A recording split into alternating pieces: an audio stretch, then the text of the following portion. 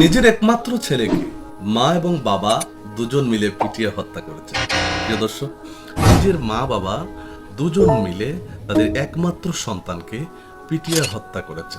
এর পিছনে মূল কারণ কি এবং কেনই বা হত্যা করলেন? আপনার মূল্যবান একটা মন্তব্য আমাকে আরো ভিডিও বানানোর জন্য উৎসাহিত করবে। মা বাবা দুজন মিলে এই যে ন্যাক্কারজনক একটা ঘটনা ঘটিয়েছেন, আপনাদের মতামত কি?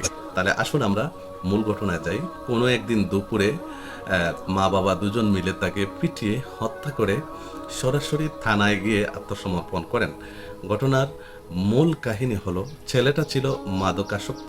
একমাত্র মাদক আমাদের এই সমাজটা নষ্ট করার পিছনে বড় একটা কারণ হলো মাদক। এই মাদক হাসানের জন্য কাল হয়ে উঠেছে। হাসান তার মায়ের কাছে প্রতিদিনের মতো আজকেও 5,000 টাকা দাবি করলে হাসানের মা সেটা দিতে অস্বীকার করলে পরে হাসান তার মায়ের উপরে আঘাত করে ঘটনাক্রমে বাবা দৌড়ে আসেন এবং এখানেই বাবা বুঝতে পারলেন বিষয়টা। হাসানের বাবা যখন বুঝতে পারলেন, হাসানের বাবা রাগের মাথায় এসে হাসানকে উপর জুপড়ি রডের বাড়ি এবং বাড়ি দিয়ে বিভিন্নভাবে পিটিয়ে হাসানকে হত্যা করেছেন। পাড়া প্রতিবেশী অনেকেই বাধা দিতে চেষ্টা করলে ততক্ষণে হাসানের কাম শেষ। যখন উপজেলা স্বাস্থ্য কমপ্লেক্সে নেওয়া হয়, ডাক্তার কর্তব্যরত ডাক্তাররা তাকে মৃত ঘোষণা করে। পরবর্তীতে থানায় হাসানের বোন বাদী হয়ে একটা মামলা করেছেন।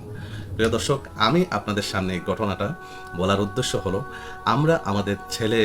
আমরা আমাদের সন্তানগুলোর দিকে কড়া নজরদারি করতে হবে। সন্তানকে শুধু জন্ম দিলেই শেষ নয়, তার পিছনে আপনি কড়া নজরদারি এবং প্রচুর কড়া নজরদারির সাথে প্রচুর যত্ন, সে কোন দিকে যাচ্ছে, কড়া নজরদারি এবং সে কোন দিকে যাচ্ছে, কি করতেছে, মাদকের সাথে জড়াচ্ছে কিনা, কোনো খারাপ ছেলেপেলেদের সাথে চলতেছে কিনা, সে ঠিকঠাক মতো ধর্মীয় কাজগুলো করতেছে কিনা, এগুলো যদি আপনি এবং আমি যদি পাহারা না দেই, যদি আমরা গার্ড না করি, কেয়ার ট্রেকিং না করি, তবে আমাদের প্রত্যেকেরই এরকম একটা দিন আসবে, এরকম একটা সময়, এরকম একটা নিউজ আমাদেরকে শুনতে হবে।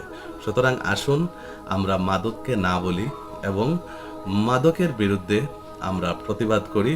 মাদক সেবন এবং যারা সেবন করে, তাহলে আসুন আমরা মাদক পরিহার এবং মাদকের ব্যবহার, মাদক কারবারি যারা আছে সবাইকে আমরা এগুলা থেকে দূরে থাকবো, এদের থেকে দূরে থাকবো। পাশাপাশি আমরা সম্ভব হলে প্রশাসনকে ইনফর্ম করব। পরিশেষে একটা কথা বলি, আল্লাহ পাক রব্বুল আলামিনের দেওয়া বিধান ইসলামই মানুষকে শান্তি দিতে পারে এবং ইসলাম মানুষের একমাত্র জীবন ব্যবস্থা।